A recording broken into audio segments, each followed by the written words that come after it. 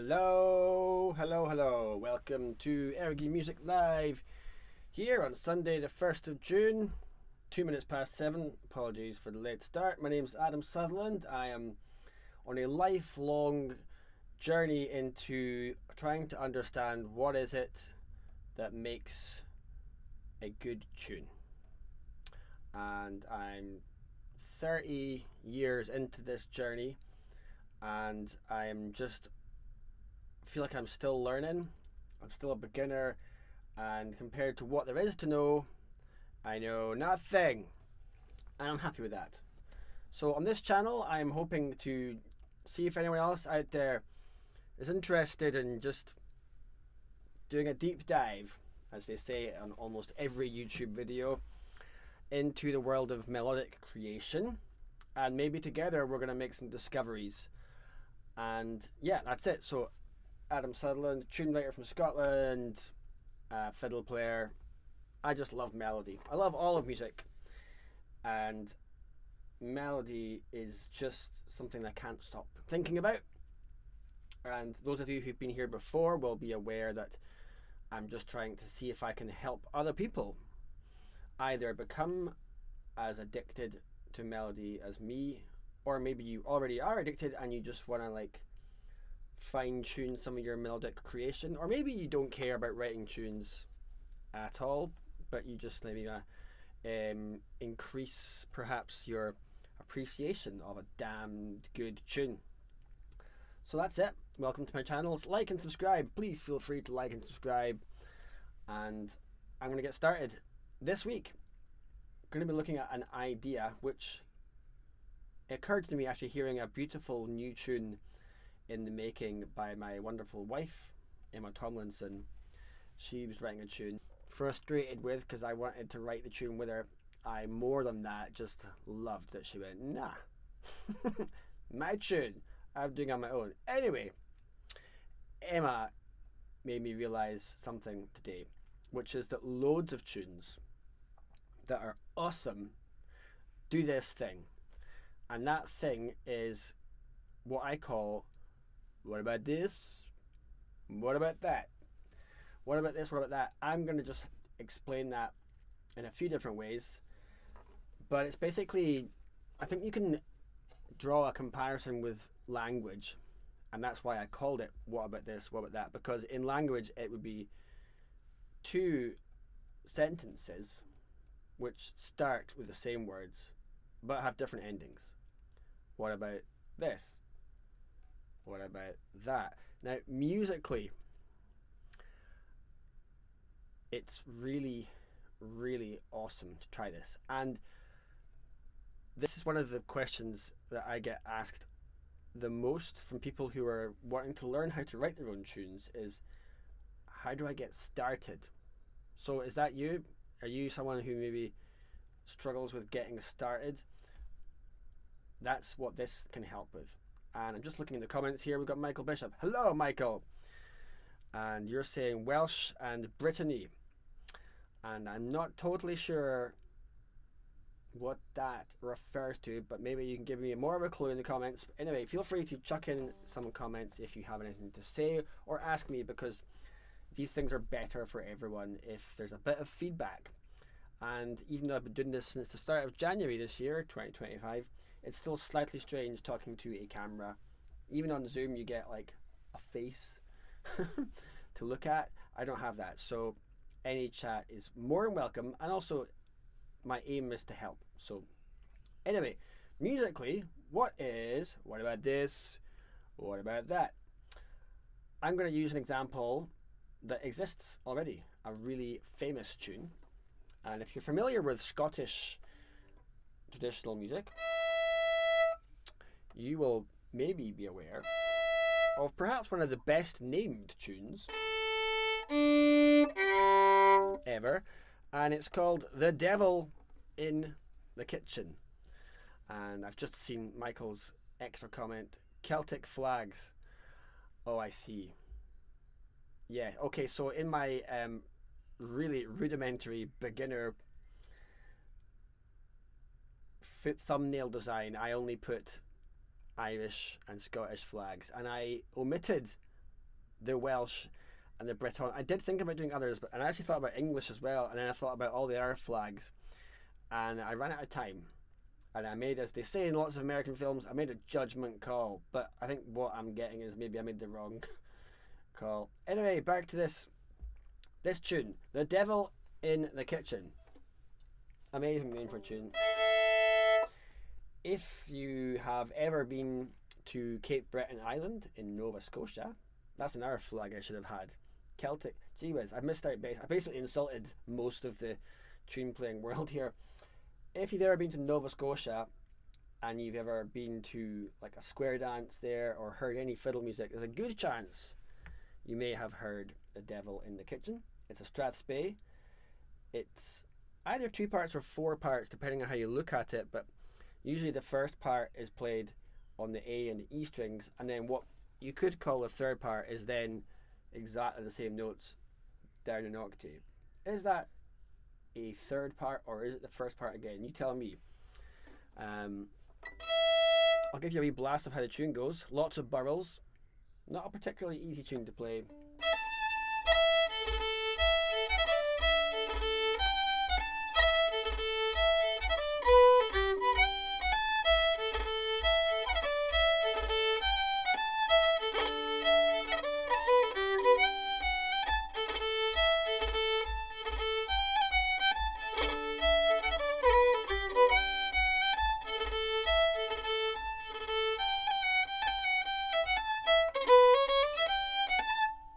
And then the third part. I'm not going to play the whole tune. I'm going to just go back to the construction of this tune. What about this? What about that? In this case,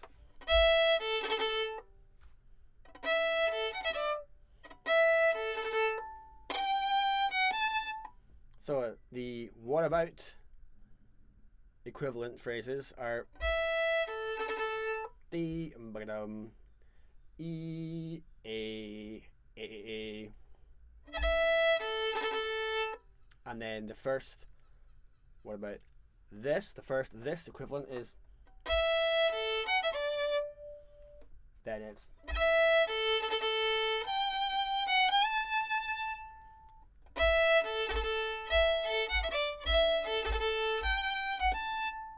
it does slightly more complicated things, nuanced things after that. But that's what this is. I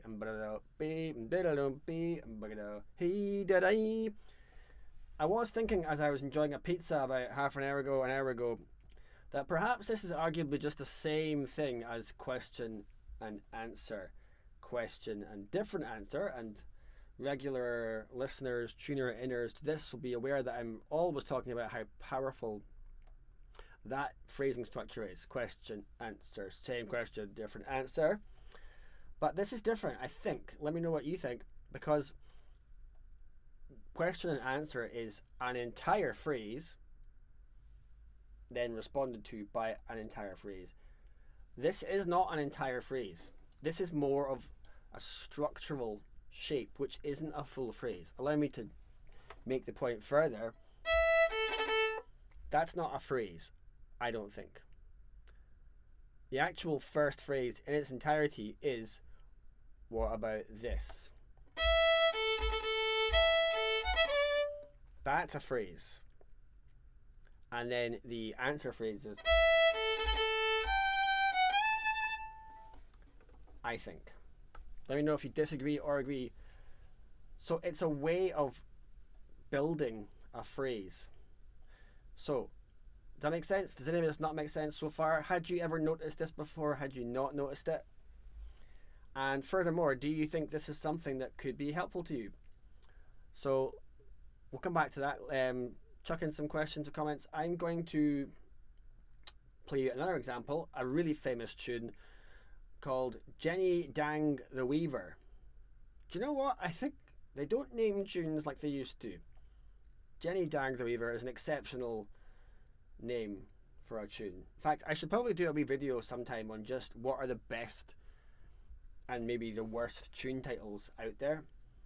Jenny Dang the Weaver, I don't know, but I mean, is was Jenny? Was there a person called Jenny, and her second name was Dang, and her job title or occupation was to weave things? So, like, was it Jenny Dang, person, the weaver, occupation, or is Dang like a verb, past tense, and someone called Jenny danged someone else who is nameless and their profession was to weave things? I guess it would be danged. Did someone called Jenny dang a weaver? And I feel like that's a much more interesting story. That gets my imagination going. I'm like, well, that's a story there. Jenny Dang the Weaver, or was it just Jenny Dang? I've never met anyone with a second name Dang before. Have you? Jenny Dang the Weaver. I'm just going to look at some of the comments here. Dream Angus, hello, welcome back again. I first heard Devil in the Kitchen here in the USA after Ashley McIsaac of Cape Breton released his CD in the 1990s. You are referring to, I believe, Ashley McIsaac's classic album called Hi, How Are You Today? Anyone else here ever listened to that? That was my number one, or one of my number one CDs listening to as a teenager. And I actually met Ashley McIsaac on a family holiday to Cape Breton when I was 11. And my mum and dad were, I think we were in a supermarket, or I guess you'd call it a mall. And we were obviously looking a little bit like not quite sure where we were going. This is in like 1991, and this very well-spoken young man offered his assistance, and that person was Ashley McIsaac before he skyrocketed to fame. Really nice guy was my experience of him there. But yeah, he recorded this tune, The Devil in the Kitchen, on Hi, How Are You Today, which was an album he then released another album with a similar title afterwards called Fine Thank You Very Much. Okay, and let me see what else we have here. Eric Davidson, hey Eric, welcome. You're here but on your bike to work. Dang it. I see. Well, do you know, I'm impressed on many levels there, Eric. First of all, that you're listening to YouTube while cycling. I guess you got your headphones in. And dang it, you're also managing to comment and use humor. Let's just pause and reflect on how amazing at cycling Eric Davidson is. Thank you, Eric. And Michael Bishop, Jenny Machine replacement of Weaver. Jenny AI'd the Weaver. AI replaced the Weaver and Jenny. Gavin Maxwell, hello, hello, hello, hello. Oh no, wait, Dream Angus first. Jenny Dang, is it true? I was told Jenny Dang the Weaver meant she rejected him. Oh, so the word dang is to reject. It does sound like that kind of word. Dang you. It feels like you don't want to be danged. But also, maybe you want to dang some things in your life. Can we just talk about... Let's just try and... Okay, that's two words now I want to reintroduce to the English language. Let's bring back dang. And also, just from a particularly handy in rehearsals point of view, the word for 3 times through, thrice. There's a great word there. And yet every musician I work with says, shall we play it 3 times or 3 times through? So many syllables when we've got this word thrice. Let's bring back thrice and dang. Okay. Gavin Maxwell. Hello, Gavin. Welcome back, good sir.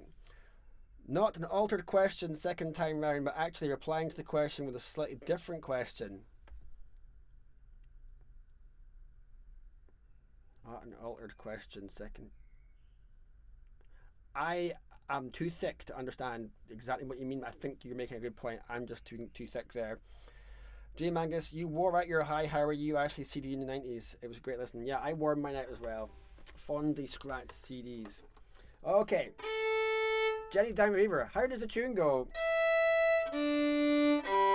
Maybe some of you already know it. It's actually an amazing tune.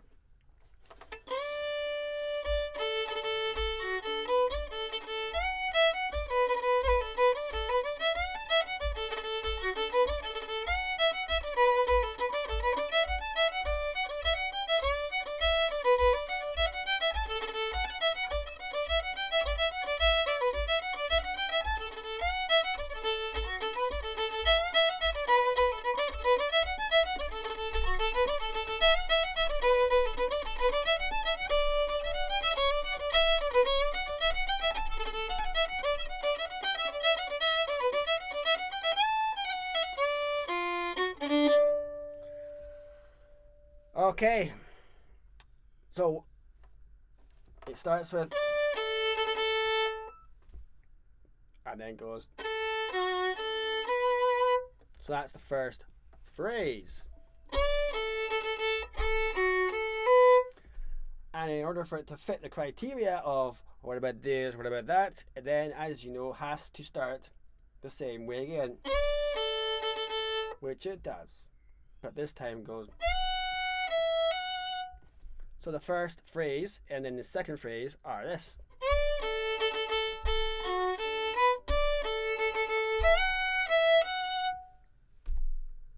Again, this is not a phrase. It's half a phrase. So it's not the same as phrase question, phrase answer. But it's, let's face it, it is similar, isn't it?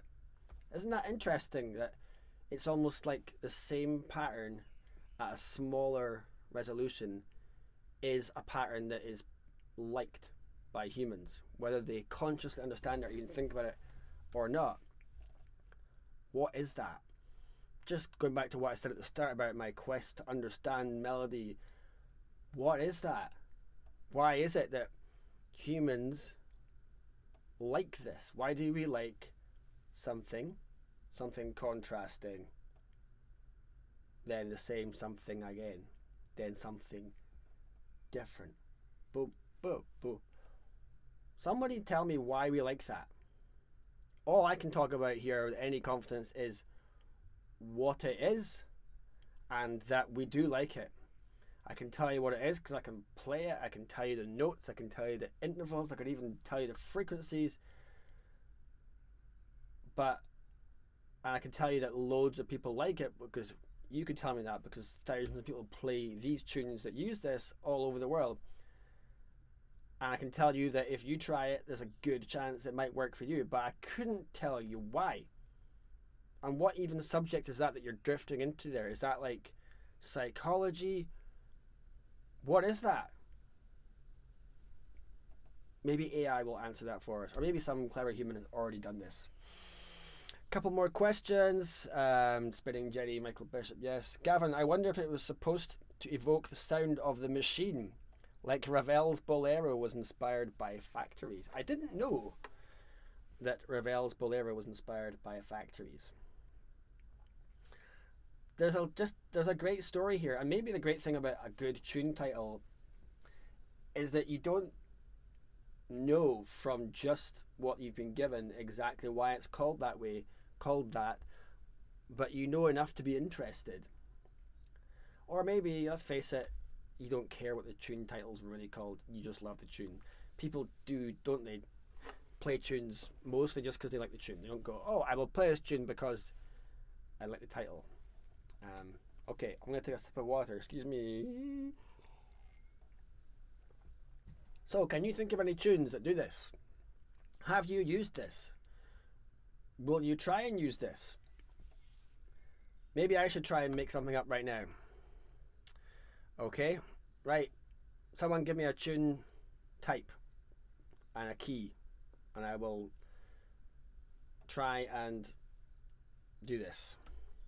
I was enjoying trying to do it with a Strathspey earlier today. If I don't get any decent suggestions or any suggestions at all in the next 30 seconds, I'm gonna just lash into a Strathspey. In the meantime, here's another comment from Dreamland Girls. I wonder if it was an argument, like Weaver approaches Jenny in a courting way and she lets him have it in an unpleasant way. I like that. That's yeah.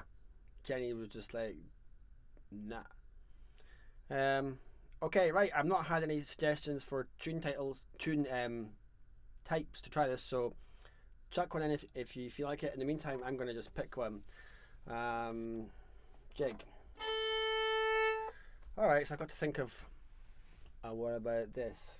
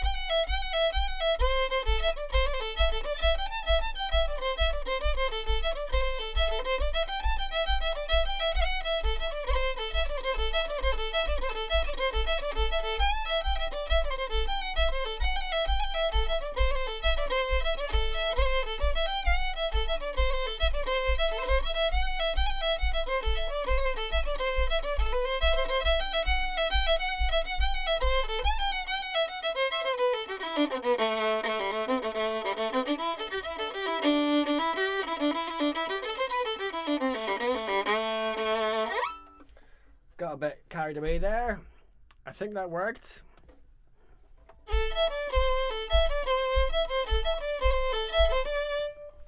That's what I tried. So, but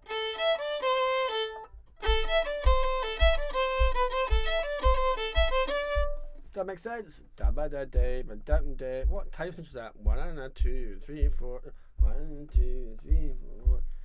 But yes, it's 6/8.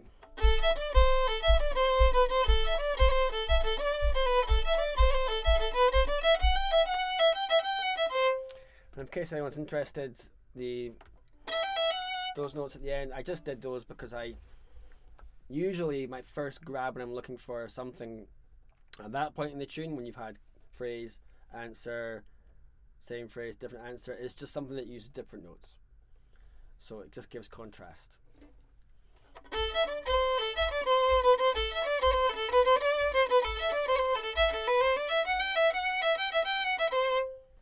So that, just in case you're interested, that's the key of,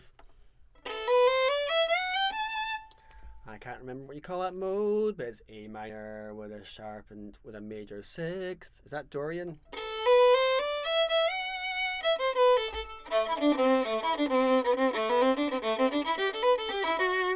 And I've just broken the rules I set out there. Okay, right, let's think of another one. I'm feeling like 7/8.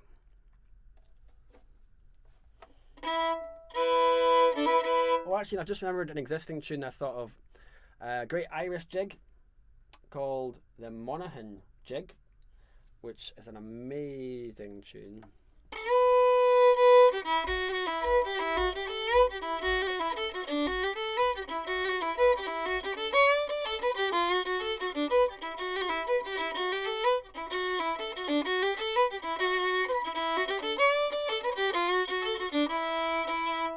So here we go again.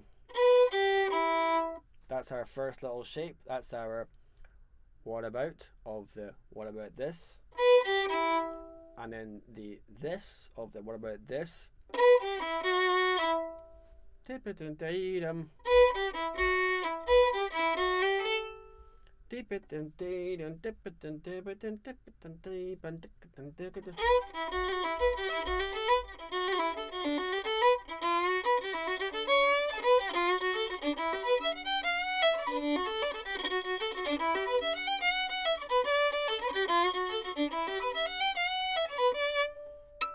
Again, the rest of the tune doesn't do that, but that's okay because the tune doesn't care, the composer doesn't care, and neither should you. This is just a thing you can use if you want.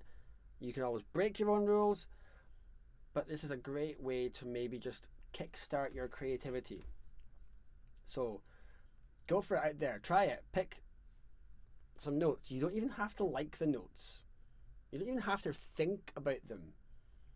Just like pick a key, pick some notes, pick a time signature, and just force yourself to do what we were doing here, and just chuck out ideas. If you're creatively stuck, the worst thing for that, I think, is to just stop. I see it a lot of times when I'm teaching people to play the fiddle, and usually when they're just complete beginners and they're trying to get a phrase right and they just stop the bow, and I have to say, you have to keep the bow moving, because stopping the bow stops the sound. You're not going to get the note for sure now because you've stopped all sound. It's kind of like that creatively. If you're not sure what to do, then like a machine seizes up, then there's definitely not going to be a tune in the offing, because you've stopped writing. So doing this, pick some notes, play them, pick some other notes, play them, just keep chucking things out.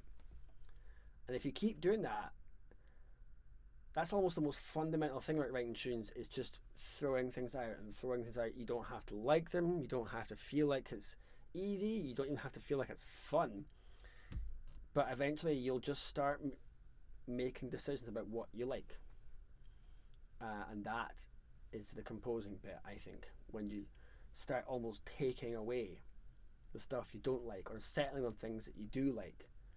But you're only going to settle on things you like if you're having a conversation with yourself about what do I think about this idea, what do I think about that idea, if you're chucking ideas out there, it's so much like a machine.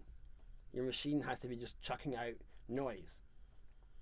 And I keep coming back to the same point, but like people are like, I can't get started. You have to just start, and this is a great way to do it. Even if you're been writing tunes for decades, try this. Or like I wrote a tune today and I couldn't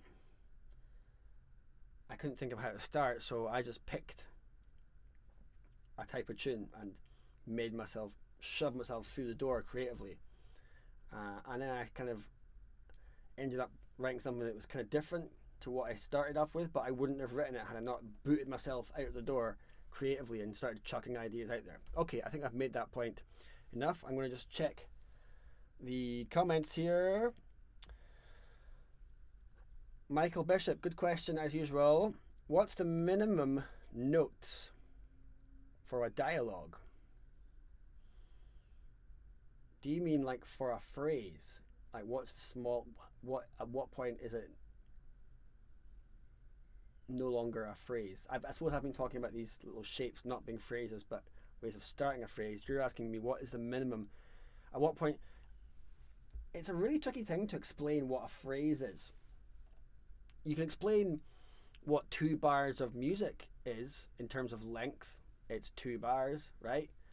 But often phrases start just before a bar. Like for example, if you've got a tune that starts with an upbeat, that's actually the last note of the tune leading you in. And sometimes phrases will start just before a bar line. What's the minimum? I don't know. I think I just have to listen to a tune case by case basis and just decide, well, what is the phrase there? Phrasing is amazing. This is the real hard to pin down bit of writing tunes is phrasing. What is a phrase? How long is a phrase? What's a good contrasting phrase? Why is it good? Why does it contrast? This is the subtlety of tune writing is all in this phrasing, and it's just a case by case basis. And I'm just trying to work this out. But yeah, contrasting notes, just contrast somehow. But then there's always exceptions. There's always tunes that don't have contrasting phrases and are awesome. Yeah, again, I'm not saying I know it all because I clearly don't. I'm just trying to get the hang of this as well. All right, let's see some more comments here. Eric, bomb bomb da da da, could be a rant. Bomb bomb da da da. Yes, is that a rhythm? Yeah, I like that. That's a good rhythm. Dreamanga's set jig experiment was. So first jig experiment was that, exploring a bit on the rhythmic feel from last week topic, and the 147 emphasis for Alistair Fraser mentioned. Not intentionally, Dream Angus, not intentionally, but I do often think if I'm trying to come up with an interesting phrase, as I've said in loads of these streams, I do try to often just start with like an interesting rhythm and attach notes to that. And it's just one of the things that I've found churns out interesting results. I'll contrast that with doing the opposite, trying to write a phrase with not such an exciting rhythm. I find that harder. Also, I'm just addicted to funky rhythms that have basically originated in Africa and made their way across the world. I just love cross rhythms, polyrhythms, love all that. So it wasn't intentional that I did that, but it's kind of, you're seeing my preferences. If I was an AI, that would be like one of my settings, one of my go-to settings. You can tell I'm thinking about AI a lot. It's like that slip jig, the Blackbird, maybe. I don't know the Blackbird, but I'm willing to bet there's a good chance that what I wrote I didn't write. Eric, you picked one note to start a jig, F sharp. Funny how you slipped into familiar tunes. That's a thing. Definitely a really interesting point, actually, and probably worthy of an entire video in its own. How do you get out of old patterns? And what I mean by that is you're playing a tune, you're trying to write a tune, but you end up playing one that you already know, or that's just either it's already a tune you already know, or it's just like patterns that you've already got. That's a really commonly asked question, and it's a question I think that a lot of my favourite composers have got workarounds for. I know, for example, Charlie McCarran, who's just, I have so much respect for him as a tune writer and also as a fellow. I'm very happy to say he's a good friend of mine. Actually, had a dream last night that me and him were at a party. But I know Charlie's written tunes that he's ended up like presenting them to the world on his fiddle, but I think he's written them quite often on a whistle, and whistle's not his main instrument. I feel like he's tried things like that, and how that relates to the point about not sounding like existing tunes or like maybe tunes that you already play is because it's a different instrument. You're not going to fall into old patterns of your left hand if you're a fiddle player, or whatever the patterns are, whatever instrument you play. So you're more likely to write something that's different from what you would tend to fall into. Another workaround for that, this is one of my personal favorites, is to just try and learn a new key on your instrument that you're not comfortable with. I think most musicians have keys that they are comfortable with and are less comfortable with.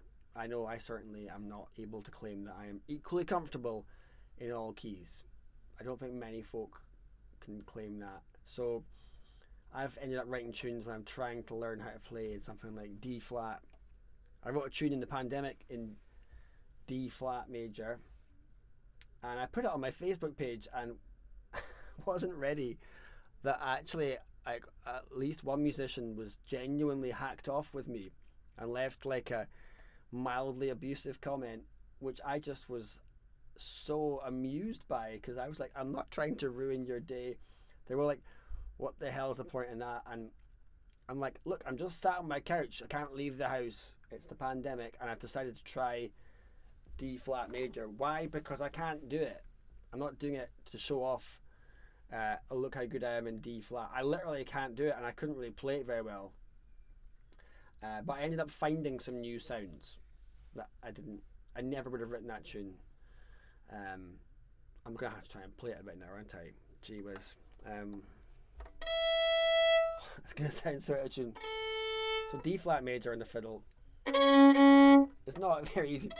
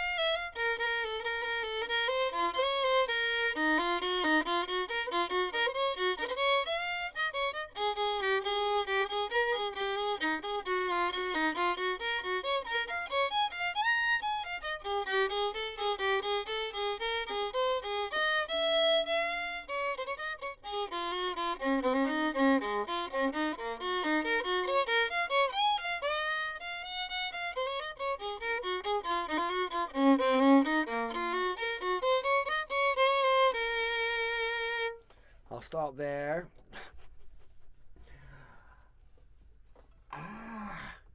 That's physical. So that's a bit of a side point, writing tunes, getting out of your normal patterns, because your brain, I believe, when you learn a tune and you learn patterns of movements, it's like a neural pathway is built, and your brain just wants to go down and fire neurons down those pathways because they're already built, and it doesn't want to like mix up a bit. So to write something new, try a different instrument. You don't have to be great at the instrument, but just try something that gets you out of that. Try learning a different key, and you don't even have to master that key, because you're not coming at it from trying to master that key. You're just trying to find some way into a new melody, because your aim is actually writing a melody. So just try and learn a new key, and you'll probably stumble across some weird notes that you wouldn't have come up with otherwise. Okay, I'm going to look at the comments here. Linda, you were on TV and on my phone in a slight delay. Good harmony. Oh, I see, yeah. You've got YouTube on your TV and your phone. Wow, that would have sounded... And I'm sure you're being kind there by saying a good harmony. Thanks. Nice to see you here, Linda. D flat tune. So that was reminding me, this is Dream Angus here, of mazurka, emphasizing the second beat. Am I imagining Eastern European sound to it? Maybe. I don't know. Yeah, there's that phrase.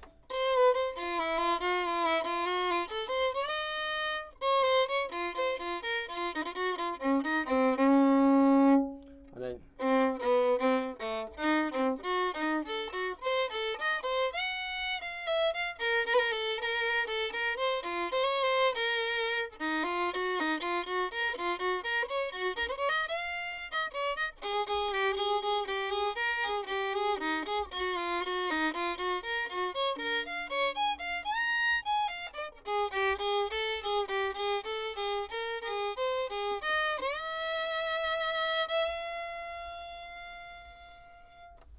There we go.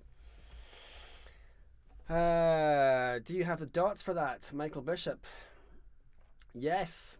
Somewhere on my Facebook page from about 2020. That's the really lazy answer, but I will find the dots for that. Please feel free to remind me about that in the Patreon. Did I mention I have a Patreon page? Oh my goodness me. Thank you very much. I have a Patreon. Oh, Linda says, no, really, it was very together. You mean my harmony between the TV and my phone? Wow, maybe there's some new kind of recording technique that could be developed there. Thank you. You always say very kind things. Linda's a very keen and accomplished tune writer, by the way. And I'm very happy that Linda's written a tune for me, actually. And also is recording a new album. Did I get that right, Linda? Are you going to do a second album with a tune of mine? Yes. Dream Angus, yes, it's giving me Baltic type vibes. Do you know what? Like, I quite often write tunes, and when I get into a different key or a different hand shape, because that's where I'm going, I'm not actually sitting out to try and write something in a different genre, but you end up stumbling across. It makes you think of certain parts of the world. I guess that's just been like drummed into us. Like if you try and play a scale that goes.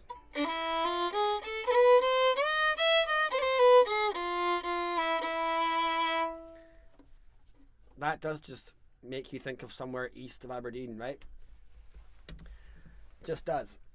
But I also feel like, and this is just my personal opinion here, it's also like no one owns sound. No culture owns it. So this is what I think about traditional music in Scotland is we could be open to using different modes that are more usually associated with different parts of the world, but it's just sound, right? So why can't we make Scottish tunes like that? In fact, Fraser Fifield, outstanding musician composer, wrote an amazing reel actually which does this, called Glen Kabul.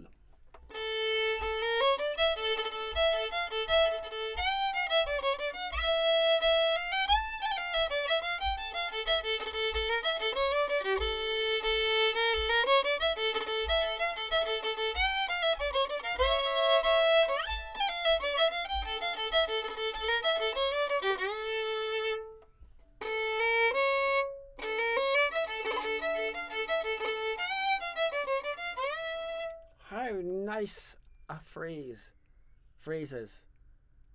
How nice is that?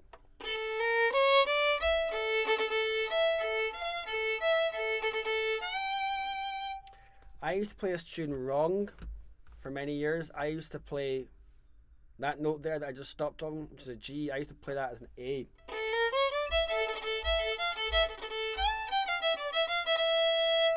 And then I just noticed one day it's a G, which is so much nicer.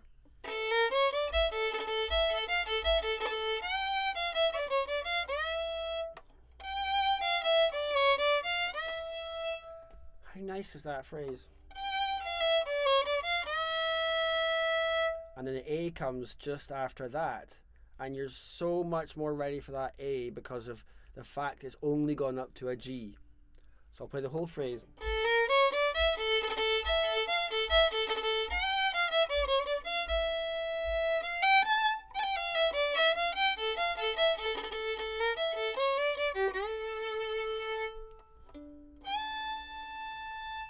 So that high A, you're so much more ready for it because it just doesn't quite get that far.